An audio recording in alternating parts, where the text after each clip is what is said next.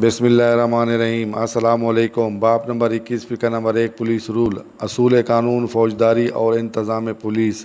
باب نمبر 21، فقہ number 1۔ Number 1، امن عامہ کا اصل یہ نصار رعایا کہ ہر فرد کی ذمہ داری پر منحصر ہے۔ نمبر 2، عوام کے لیے لازم ہے کہ وہ جرائم کے انسداد اور مجرمان کی گرفتاری میں مدد کرے۔ نمبر 3، عدالتیں اور پولیس اس عام ذمہ داری کی انجام دہی، نگرانی اور مدعا کا ذریعہ ہوں۔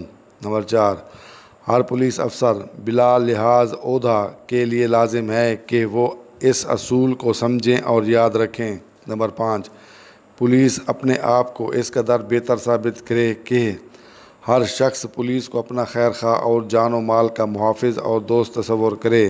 نمبر 6، جوں عوام اور پولیس میں فاصلے کم ہوں گے ویسے ہی جرائم کے خاتمے کے لیے مدد ملے گی۔ نمبر 7، اگر باہمی اتحاد اور اعتماد کا فقدان ہوگا تو عوام جرائم کی چشم پوشی کرتے رہیں گے۔